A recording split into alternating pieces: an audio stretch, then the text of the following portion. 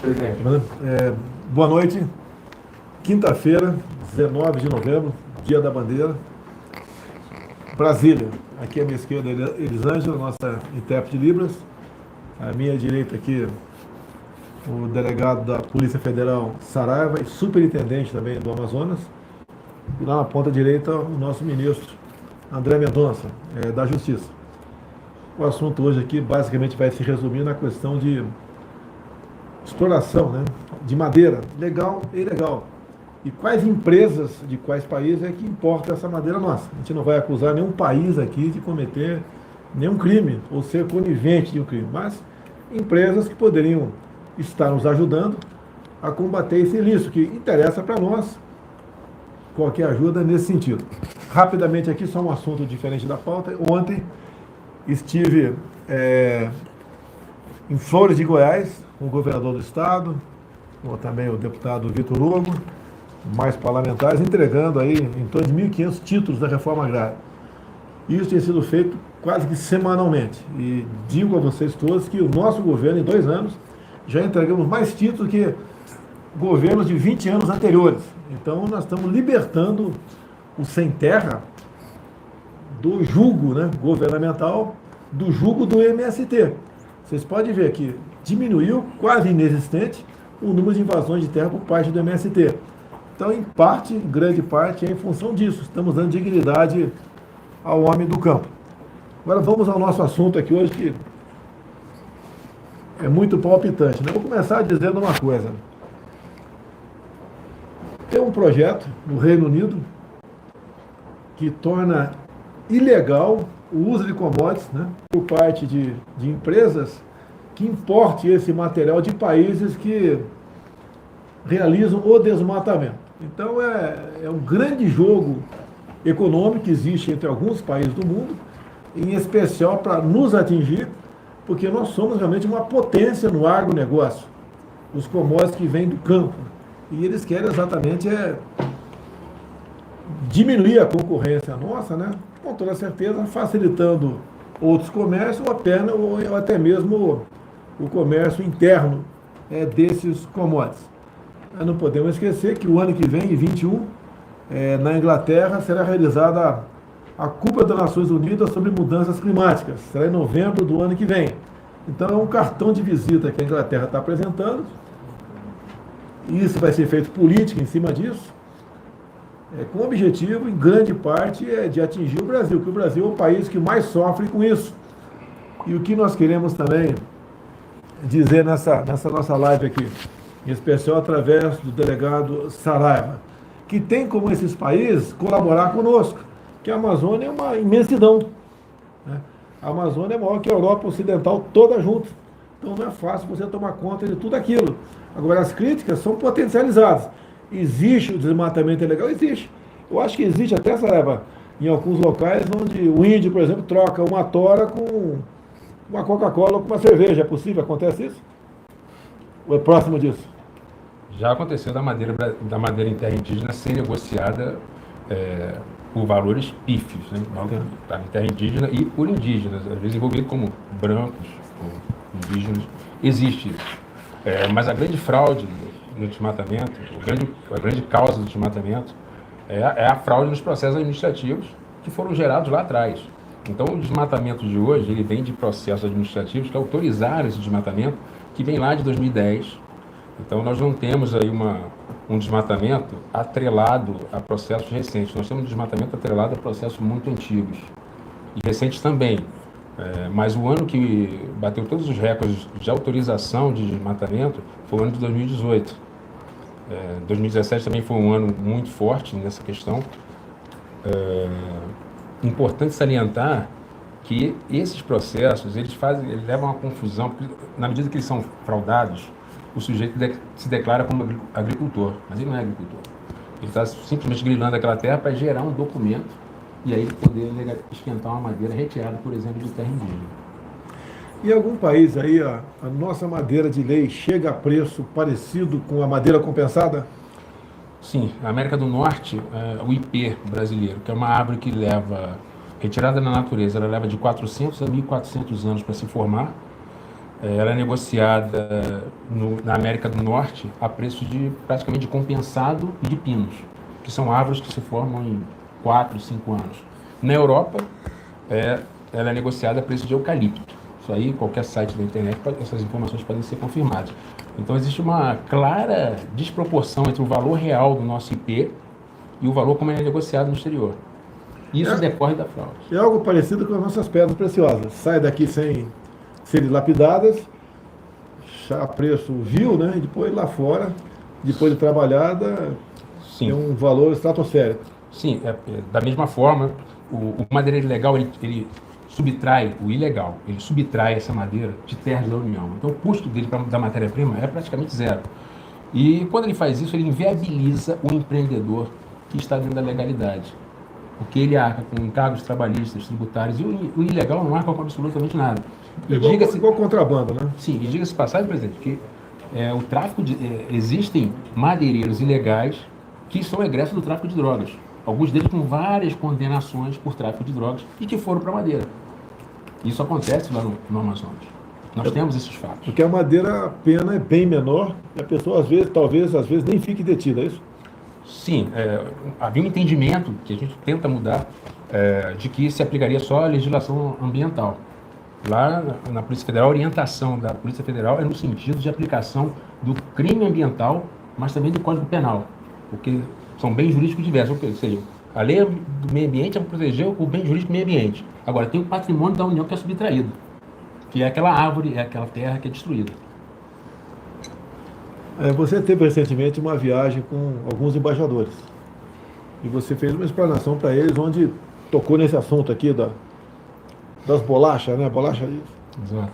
são os isótopos, né? A gente fala de bolachas aqui, mas são os isótopos. Então aqui tem uma madeira, é o nome científico, né? Puder ler para a gente aí. Androanthus ceratifolius. O que é isso aí? IP amarelo. IP amarelo. Salvo Então engano. você, pela essa tecnologia do isótopo, você tem como saber de onde veio, por exemplo, essa madeira. Bem, a gente tem que fazer alguns esclarecimentos. A gente não usa só isótopo, vamos usar isótopo, DNA e assinatura química. Então são 3 tecnologias e o isótopo aí é o carro-chefe. O isótopo já é utilizado pelos Estados Unidos para localizar plantios de coca. Então ele tem uma apreensão, ele faz análise de isótopos estáveis e ele consegue perceber onde que aquela droga foi plantada. Porque a água que cai em um determinado lugar é diferente da água que cai em outro lugar. Basicamente é isso, porque o átomo sofre um aumento de peso. E esse equipamento, na verdade, ele pesa o átomo. André. Presidente, primeiro parabenizar o trabalho que a Polícia Federal vem fazendo, juntamente com outras forças policiais, no combate aos crimes ambientais, dar alguns registros importantes. Esse trabalho é desenvolvido com muita seriedade, a Polícia Rodoviária Federal participa junto, polícias também dos próprios estados colaboram muitas das vezes, e esse trabalho ele se intensificou muito nos últimos 2 anos. Eu já pedi relatórios à Polícia Federal para nós termos um comparativo do número de apreensões nos últimos 2 anos em relação aos anos anteriores. Eu já tenho um panorama parcial dizendo que nunca se apreendeu tanta madeira como no governo Jair Bolsonaro. O que tem por trás disso tudo? A Amazônia é um continente e há várias formas de combater o crime. E esse crime, ele se organizou ao longo dos anos. Quem paga o pato normalmente é o extrator que está lá no meio da mata. Mas quem está lucrando mesmo é quem está com a empresa em outros países se enriquecendo de um produto que é valiosíssimo, comprando por preço vil. É mais ou menos hoje eu querer comprar uma Ferrari a preço de carro que nós compramos por 50, 100 mil reais. Essa é a proporção do que está acontecendo. Agora, nós temos nossa responsabilidade no Brasil? Temos. A Polícia Federal nunca atuou tanto. E esse é só o começo. Nós compramos nos últimos 4 meses esses equipamentos que permitem fazer a análise do DNA da madeira, o DNA do ouro, o DNA de qualquer minério. Agora, esse material, ele chega em outros países a preço vil. Então não adianta nós combatermos aqui se do outro lado do oceano ou em outros contextos tem gente ganhando muito dinheiro à luz em função das nossas riquezas. Da mesma forma que um dia acabaram com o nosso pau-brasil, com o mogno, estão acabando com o nosso IP. E as riquezas desse IP e de outras madeiras de lei, raras, valiosas, não está ficando no Brasil. Então, assim como nós devemos, se alguém está oferecendo uma Ferrari a preço de Corolla para nós, ainda que a documentação esteja ali aparentemente legal, ora, eu não sou inocente para saber que aquele não é o preço de uma Ferrari. Então, por exemplo, no Código Penal existe o crime de receptação. Quem compra um bem por valor vil, ele é responsável por pelo menos desconfiar. E num caso como esse, onde estão tirando riquezas que demoram 400 mil anos para nós recompormos, esses países precisam se unir a nós, não apenas no discurso, não apenas dizendo que manda um pouco de recurso, mas impedindo que esse material entre e seja comercializado também nesses outros contextos internacionais. Nós temos aqui o montante de madeira que é exportada por ano. E só nesse contexto já vê que não sai de área de manejo. Tá? Você, obviamente, tem também de reservas indígenas em área de proteção ambiental. Então, esse é um grande sinalizador. Esse trabalho da Polícia Federal, via aqui o DNA, os isócios, começou há poucos meses. Vai entrar em cena também a Marinha do Brasil, como já foi contactada. Porque toda ela sai por via aquaviária. Você não sai por estrada. Então sai por rios. Então dá para a gente fazer barreiras, né? E conter o deslocamento dessa madeira. A que for legal, passa. A que não for, não passará mais. Mas mesmo assim, nós temos aqui os nomes das empresas que importam isso e que país ela pertence. A gente não vai acusar o país A, B ou C de estar cometendo um crime. Mas empresas desses países, sim. Isso já tem em processo. Isso vai se avolumar, não me entendeu? Ao ponto tal que se tornará não atrativo a importação de madeira ilegal.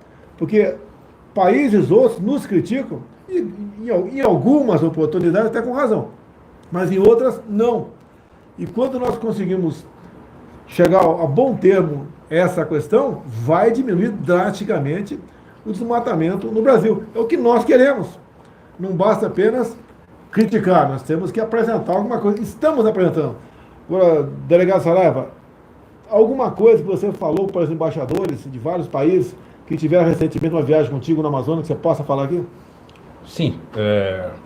Essa questão que o senhor falou da rastreabilidade, por exemplo, da legislação europeia para a rastreabilidade do nosso rebanho bovino. É uma legislação muito minuciosa, em que a palavra rotulagem está escrita 35 vezes. A cadeia de custódia ela é perfeita. Começa com um brinco no boi lá no pasto, depois esse animal, ou vivo ou a carne, ganha um passaporte e vai para a União Europeia.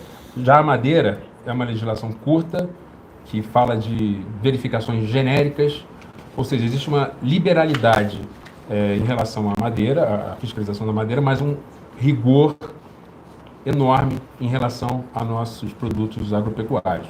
E isso me parece uma contradição, isso eu coloquei para eles. Agora, Me permite, Saraiva, só claro. nesse ponto, presidente, existe um instituto jurídico chamado cegueira deliberada.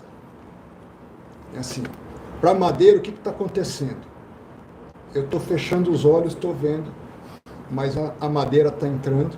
e não estou criando mecanismos que existem para, por exemplo, o bovino brasileiro, para uma riqueza tão valiosa quanto o nosso rebanho.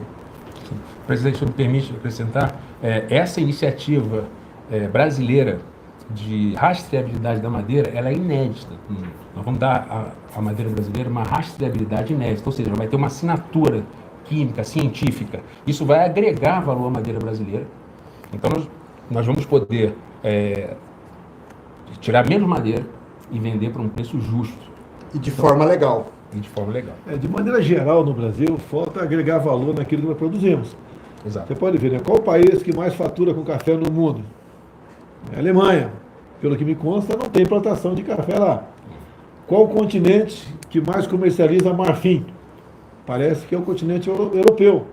E pelo que me sei, não tem elefante lá. Tem ali mais na África subsaariana. Ásia também. Desculpa aqui, bom, nada como ter alguém inteligente do teu lado. Mas eu acho que o grosso vem da África, talvez. São 20 mil elefantes mortos por ano para alimentar o comércio do marfim. E interessante também, presidente, já que o senhor tocou nesse assunto, é que o maior conservatório de ararinha azul do mundo está na Alemanha. Caramba. E está extinta no Brasil. Agora, como que elas foram parar lá? Né? Então, esse tráfico de espécies... A gente não está aqui criminalizando ou acusando qualquer país. Você está falando a realidade. Não é o governo que é responsável por isso, né? Lógico, tem a sua cota de responsabilidade. Mas, realmente, se nós contássemos com o apoio desses outros países, muitos problemas de tráfico de animais, a exportação legal de madeira, ouro também, minério nosso sai em abundância. O pessoal muitas vezes fala, né? Fecha a fronteira. Pessoal, o americano tem dificuldade para fechar a fronteira ali com o México. Se não me engano, 3.400 quilômetros. A nossa fronteira aqui, o oeste, está maior de 17 mil quilômetros. E temos 8 mil e poucos quilômetros também na costa. Não é fácil. Né? Agora, nós temos a obrigação de buscar maneiras de resolver esse assunto. Tá? Nós temos o CISFRON, o Sistema de Fronteira Nosso. Anos estamos tentando concluir, não conseguimos. Agora conseguimos lá em Corumbá botar um radar. Tá certo? Que vai, em parte, ajudar a monitorar a baixa altitude aeronaves que vêm ali da região do Paraguai. E temos também radares previstos para a Polícia Rodoviária Federal. E também mais para o norte um pouquinho, se eu não me engano, ali a região de Mato Grosso do Sul, já também mais radares ali para a gente ver se sela com a Bolívia também, isso daí. Tá? E vamos evoluindo. Tá? Tem um brilhante trabalho da DOF, né? É o Departamento de Operação de Fronteira, da Polícia Militar lá de Mato Grosso do Sul, sediado em Dourados, faz um trabalho excepcional também. A Polícia Rodoviária Federal, junto com a APF, de maio para cá, tem batido recorde de apreensão de drogas. Quer falar alguma coisa, André? Bom, primeiro que os números indicam, nós vamos estar divulgando para o Brasil todo os números desses primeiros 6 meses de gestão. Da sua gestão? Da minha gestão no Ministério da Justiça e Segurança Pública. O que eu posso dizer é que nunca se apreendeu tanta droga como no governo Bolsonaro. Mas, de modo específico, em 6 meses de gestão, nós apreendemos cerca de 1.500 toneladas de droga, mais do que no primeiro ano e 4 meses de governo Bolsonaro. Ou seja, houve uma intensificação muito grande das nossas polícias da União, da Secretaria de Operações Integradas do Ministério da Justiça. E, presidente, me permita, nós temos que ultrapassar uma fase no Brasil onde o que vale é o discurso e não o trabalho. Então tem muita gente que fala muito, dá muita opinião sobre tudo, mas não entrega aquele resultado que o país espera. Nosso desafio é imenso na criminalidade. Nós temos que inverter uma curva de 30 anos de insegurança pública no Brasil, temos que reverter uma curva de 30 anos de escola pública desconstruída, desprestigiada, e nessa transição entre o discurso e a prática, nós temos que primeiro reconhecer nosso dever de casa, temos que combater o desmatamento ilegal. Mas também não adianta nós combatermos aqui se outros países não combatem também a receptação desse material que chega lá ilegalmente. Tem que ser um esforço coletivo, onde nós precisamos parar de apontar para o outro e fazer o nosso dever de casa em primeiro lugar. Até corroborando com isso, já está tudo acertado. O ano que vem devemos ter 2 concursos. 2.000 vagas para a Polícia Federal e 2.000 vagas para a Polícia Rodoviária Federal também. E eu tenho dito à equipe econômica que isso é investimento. Para a Polícia Penal, o senhor autorizou também, faltou, são 300, concurso antigo, não é do meu governo. O senhor lembra? Está acertado. Para a Polícia Penal, está caminhando lá? Está caminhando, presidente. Dá uma boa notícia para o pessoal da Polícia Penal. Polícia Penal, um grande abraço. Estive com vocês esses dias. Nós tivemos em Floripa, né? Descemos na viatura. E o compromisso é de valorizar as polícias da União e, antecipando, aguardem políticas de valorização das polícias estaduais também. Além de apreensão de drogas, armamento, tem a apreensão de valores também, né? Hoje, tem uma operação da PF, apreendeu 2 milhões no Ceará. Está em que contexto a operação Lava Jato, operação normal da PF? Em que contexto? Operação normal da PF. Operação normal da PF. A PF tem autonomia. Alguns acham que o presidente vai controlar a Polícia Federal ou exercer influência, como foi acusado lá atrás, né? E vocês viram, quando aquela fita da reunião secreta de ministros veio à tona, tornou-se pública, tinha alguns poucos palavrões lá.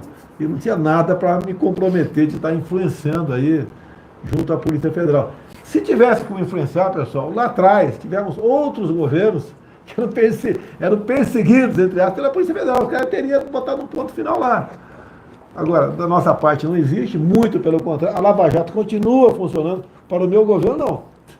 Deixa bem claro, porque... É que não precisa. Não precisa, não tem problemas, né? Hoje tem uma nova reunião de ministros, também foi tocado nesse assunto, porque é comum você, na vida, o que você faz, ir se acomodando, né?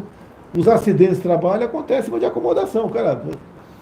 Eu não preciso tomar todas as precauções, acaba tendo um acidente, perde um dedo daí, né? No torno, acaba tendo problemas. No Ministério não é diferente, sempre te avisa para o pessoal tomar cuidado, notar aí observar o comportamento, ver a vida pregressa daquela pessoa, que a grande maioria dos que estão conosco são demissíveis, né? A gente não quer perseguir ninguém, mas evitar gente que tem comportamentos duvidosos do passado, integre o governo, porque se estourar um caso de corrupção, a gente vai correr atrás, vai realmente tomar providências, mas né, o estrago já vai estar feito, então a gente procura sempre a prevenção. Tem a primeira pergunta aí, Cid? A primeira pergunta, então, de quem que é? Fiuza. O Fiuza. Boa noite, presidente. Boa noite, ministro. Delegado Saraiva, que tipo de ação o governo brasileiro espera dos governos dos países onde há compradores ilegais de madeira brasileira? Obrigado.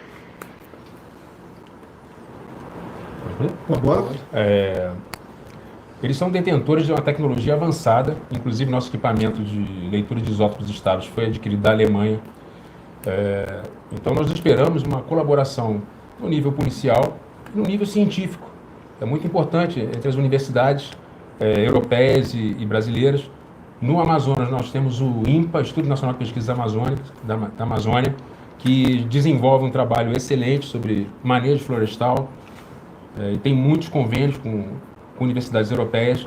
Então, é colaboração para repressão aos criminosos, sejam eles do Brasil, sejam eles europeus. Bandido é bandido em qualquer lugar. E é um clamor mundial no tocante a isso, né? A gente não quer culpar outros países de nada. Mas quando, por exemplo, manda um recurso para cá que é para até reflorestamento, eu te pergunto, eu tenho notícia de outros países estar preocupado com o seu próprio reflorestamento ou não? É uma acusação constante em cima do Brasil, visando, obviamente, aí, nos enfraquecer comercialmente, né? e quem sabe até, como vi agora, projeto de lei no Reino Unido, para que, primeiro, logicamente para eles, né, não se importe mais commodities, aí soja, café, açúcar, borracha, sei lá o que for, de países que praticam o desmatamento. E o ano que vem, tem que ficar preocupado com isso, que em novembro do ano que vem, teremos ali um encontro da cúpula europeia sobre mudanças climáticas. E esse assunto vai falar alto lá. E daí outros países podem adotar a mesma coisa. A intenção é sempre nos deixar isolado naquilo que nós temos na nossa economia, que é o mais pujante, que é a locomotiva da nossa economia, que é o agronegócio. Então essa preocupação tem que existir. E esse trabalho já começou há algum tempo, resolvemos externar para exatamente demonstrar o que estamos fazendo e o que outros países podem fazer para a gente ajudar que essa extração ilegal de madeira cada vez mais deixe de existir na região amazônica. Presidente, se eu puder acrescentar só que a estratégia atual brasileira é no sentido de não atuar apenas no comando e controle, mas de usar tecnologia de ponta, ainda que seja uma tecnologia que esteja na fronteira do conhecimento, como são os isótopos estáveis, como é a assinatura química da madeira, mas nós estamos numa situação de implantação de medidas estruturantes, que vão dar o seu resultado no devido tempo. São medidas que não são paliativas, não é chegar e resolver pontualmente o problema.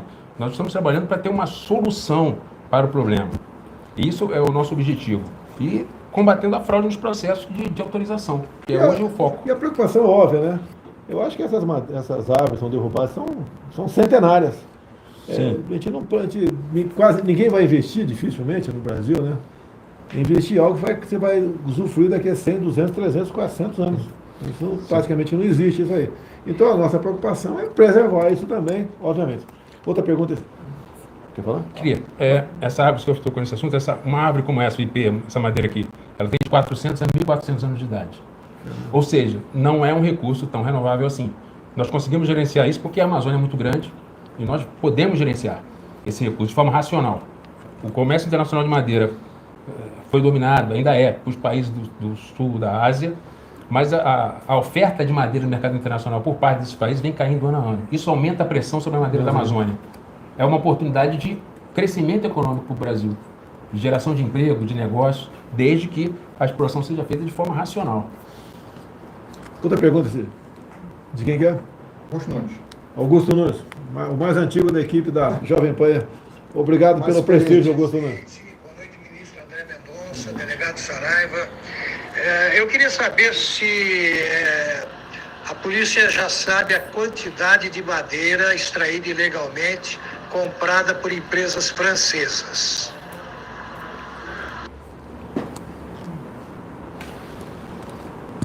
É contigo, Sarah. Eu vi aqui que tem vários países, a quantidade que são importadas anualmente. Sim. Então, você pegar aqui, tem a França também aqui, tem a tipo de madeira. O Augusto, que a gente pode ver, você pega um montante de IP, por exemplo, de vários países. Aquele montante é muito superior do que é permitido extrair em reserva legal. Né? Era de manejo, a gente nota isso aí. Eu acho que o Augusto fez diretamente a França, porque a França é um concorrente nosso em commodities. O grande problema nosso, Augusto, você sabe disso, para a gente avançar no acordo da União Europeia com o Mercosul é exatamente na França. Nós estamos fazendo o possível, mas a França, em defesa própria, né, ela nos atrapalha tocante isso aí. Presidente, posso apresentar só um detalhe? Nós temos, os países europeus, eles têm acesso a imagens de satélite de altíssima resolução.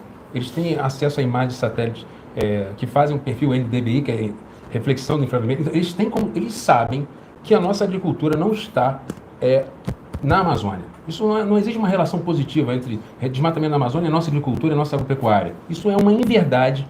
Infelizmente, 99% dos artigos científicos divulgam essa mentira. Mas por que divulgam? Porque vão no órgão ambiental e pedem os processos que autorizaram o desmatamento. Chega lá, vê o quê? O sujeito que está fraudando diz que vai agricultura, pecuária. Isso eu falo porque eu vi. Eu olhei os processos. Eu olhei. Eu olhei os processos. Quando você vai olhar a área na imagem de satélite, não tem agricultura nenhuma ali. Assim como o traficante também não diz que é traficante. Exatamente. Então, se um pesquisador que vai no órgão ambiental e vê isso, e não um pesquisador que não vai a campo, ele vai escrever uma bobagem dessa. Não é só pesquisador, não. Outros profissionais que querem falar sobre a Amazônia sem nunca ter pisado direito lá. Então, são grandes palpiteiros que causam um dano imenso para o meio ambiente do Brasil. Por quê? Tudo que uma organização criminosa mais quer é a aparência de licitude para o que é ilícito. Então, não se pode confundir o traficante de madeira ilegal com o agricultor. E é uma grande injustiça com o Brasil quando esses países nos acusam de uma coisa que eles sabem que não é verdade, porque nós analisamos mais de 500 imagens de satélite. E as imagens estão lá para quem quiser conferir. Não existe imagem de 5 anos atrás, imagem de hoje. De matamento há 5 anos atrás. E olhamos hoje. Não existe nenhum tipo de atividade econômica naquela área. Nossos laudos periciais, eu presido inquéritos policiais, sempre coloco quesito. Existe na área atividade econômica ou preparativos para tal? Invariavelmente a resposta é não. Nenhuma preparação para a agricultura? Nada. A área é degradada, a área em processo de desertificação. Antes da próxima pergunta, a bacia amazônica. Uma coisa é a Amazônia legal, estado do Amazonas, Amazônia total. A bacia amazônica pega fogo? Não. Não pega fogo. Não pega. E é muito fácil ver isso também, presidente. Por quê? Falam aí das queimadas. Outro dia eu vi um jornalista confundindo causa com consequência. Um erro crasso, básico. Basta olhar os alertas do INPE com a imagem de satélite que vai ver que aquela área está queimando em razão do desmatamento acontecido no ano anterior. Isso é evidente. É uma floresta chamada ombrófila, amiga da chuva. Então é úmida. Não pega fogo. Agora, uma parte considerável, ou não, você me responda aí, que sempre se divulga, né? Tantos focos de incêndio na região amazônica. Se um índio lá faz uma queimadinha, o caboclo faz, aparece no satélite. Aparece com todo mundo. Se ele faz uma fogueira em São João, Aparece todo mundo. Mas, presidente, qualquer um que botar fogo ali vai aparecer. Mas a minha pergunta é a seguinte: se você comparar com anos anteriores, às vezes o foco de incêndio é exatamente no mesmo lugar todo ano. O cara faz o seu roçado ali de subsistência. Tá? Agora, nós tentamos aqui, Augusto, via medida provisória, fazer a regularização fundiária. Lamentavelmente, a medida provisória caducou. Não vou entrar em detalhes, que eu sou chefe do executivo e tem que ter bastante equilíbrio para discutir as coisas, né? Se tivesse aprovado isso, assim como nós estamos distribuindo títulos da reforma agrária, quase 20, 30, às vezes 40 alqueires, uma área não muito grande, né? Para pessoas que estavam assentadas há 10, 20, às vezes até 30 anos lá. Se a gente conseguisse isso tudo, a gente ia fazer essa regularização em todo o Brasil. Falta muito, obviamente, no centro-oeste, mais região norte. Né? E daí, qualquer foco de incêndio, qualquer desmatamento por satélite, tu ia saber, olha, pertence aqui, o CPF é desse cara aqui, é o João da Silva, que o CPF é ele. É só mandar a fiscalização lá e ver se tocou fogo em área permitido ou não, porque é permitido o fogo no Brasil. É permitido. Não tem... Permite, presidente? Você é o cara aqui. Vamos lá. Questão de combate a desmatamento diz respeito também em relação ao crime organizado. E combater algo nessa dimensão demanda uma série de medidas. Nós estamos investindo em tecnologia, a Polícia Federal está atuando, as Forças Armadas estão atuando, mas há outras ações estruturantes. Se não houver regularização fundiária, nós estaremos sempre atrasados e sem conseguir responsabilizar os verdadeiros criminosos. Porque a regularização é que vai poder identificar, como o senhor disse, o CPF do responsável. Então eu lamento que nós não tenhamos até hoje uma adequada regularização fundiária de uma área tão importante como é a Amazônia. Mas quem está na ilegalidade não interessa essa legalização. Não interessa. Quem está importando de forma ilegal também não interessa, que vai acabar isso aí. Então o lobby é muito forte. Agora, o que a gente precisava, já que a medida provisória caducou, que ela fosse colocada em pauta, pelo menos isso. E, por coincidência, né, essa medida provisória, no último dia, entrou em pauta, começou-se a votar e, de repente, simplesmente anularam, cancelaram a sessão. E quando abriu o painel, havia uma vitória enorme, fantástica, para quem queria regularizar essas áreas. Então, foi uma manobra ali, com toda certeza, né? E medida provisória sobre o mesmo assunto tem que apresentar no ano seguinte, a gente já vai representá-lo o ano que vem. Tem um projeto andando na Câmara, é muito difícil aprovar um projeto nesse sentido, porque os interesses, mesmo sendo de minorias, eles falam mais alto lá dentro. Eu fiquei 27 anos lá dentro, sei que eu não quero culpar A, B ou C. Faz parte da regra do jogo lá dentro, mas isso é uma realidade. Dá para a gente, o ano que vem, via medida provisória, buscar a regulação dessas áreas. Logicamente, uma vez transformando-se em lei, a gente começa com o mais importante, quem sabe a região norte, depois o centro-oeste, né? E a gente vai devagar, infelizmente, né, buscando um ponto final nesse lixo aí. Tem outra pergunta, aí? De quem que é agora? Brown? Agora, Vitor Brown. Vitor Brown. Boa noite, presidente. Boa noite, ministro. Boa noite, delegado Saraiva.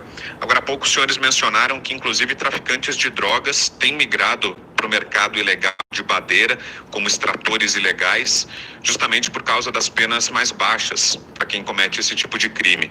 O governo estuda enviar ao Congresso Nacional algum tipo de proposta ou projeto de lei para aumentar as penas para quem comete esse tipo de crime? Obrigado, presidente, ministro, delegado Saraiva. Boa noite a todos. Na verdade é para mim, né? Para nós, presidente. Quer falar você, André? Dizer que da nossa parte... Ainda não. Ou já? Não, assim, o delegado Saraiva, presidente, é uma das maiores autoridades de combate ao crime organizado relacionado ao meio ambiente, eu diria, do Brasil e do mundo. Está concluindo o doutorado dele nessa área, é uma referência na Polícia Federal e certamente nós conversando hoje queremos ouvi-lo mais e buscar trazer a expertise dele, o conhecimento dele, inclusive para uma alteração legislativa, propondo ao senhor uma mudança nas normas, principalmente daqueles que não são simplesmente ribeirinhos ali tentando sobreviver. Tem que ser protegido. Mas aqueles que são, como ele disse, oriundos do tráfico, que já se organizaram e estão num sistema, algumas das vezes, não raras, quando é de maior proporção, internacional de crime organizado. Vitor Brown, da nossa parte, da minha parte, jamais uma penalidade que vise a expropriação do imóvel por crimes ambientais. Por quê? Você tem uma propriedade grande, alguém pode cometer um ilícito lá dentro e você só sabe tomar conhecimento disso depois do fato concreto. E nós não podemos deixar expostas essas pessoas, né, a processos judiciais longos, caros, tá? E por aquela pessoa não ter culpa disso. Então a punição no momento eu não sei se é o suficiente. É suficiente, Saraiva?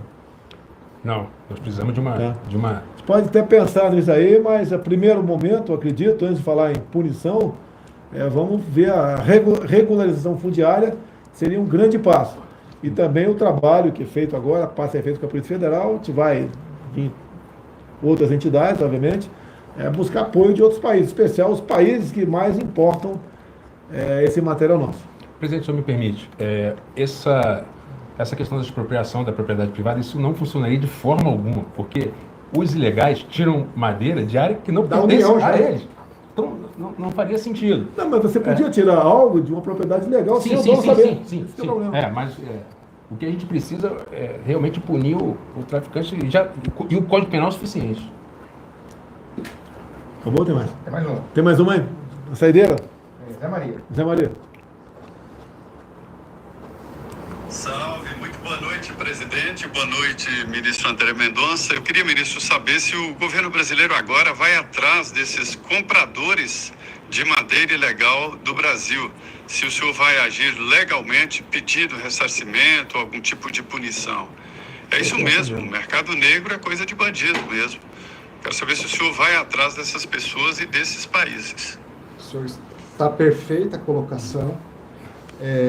Quando há identificação da participação de alguma empresa ou de alguma pessoa de outro país que pratica um crime que impacta no Brasil, nós temos mecanismos de cooperação internacional, cooperação jurídica internacional. Existe um departamento dentro do Ministério da Justiça que é especializado nisso. Então, havendo a identificação pela Polícia Federal de crimes que impactam o Brasil, praticados por pessoas ou que tenham patrimônio no exterior, é um procedimento já de rotina para que se faça essa busca no exterior para trazer e repatriar os valores do produto do crime e os prejuízos causados ao Brasil. Bem, quero agradecer a audiência do nosso Facebook e YouTube, está dando aí praticamente 54 mil. Pingo dos I e Jovem Pan, está 105 mil, está mais um capote na gente. Nós estamos encerrando agora, ele pede quem esteja nos acompanhando no nosso Facebook, nosso YouTube, que vá para a Jovem Pan, pegar os comentários final do Fiuza, do Brown, Zé Maria e do decano aí, Augusto Nunes aí, tá certo? Também temos a Folha Política e Foco do Brasil. Alguém quer acrescentar mais uma coisa aí? Pode encerrar? Vai ter um pastelzinho agora com o Guaraná Jesus aqui, tá ok, pessoal? Obrigado pela audiência aí. Até semana que vem, Deus quiser.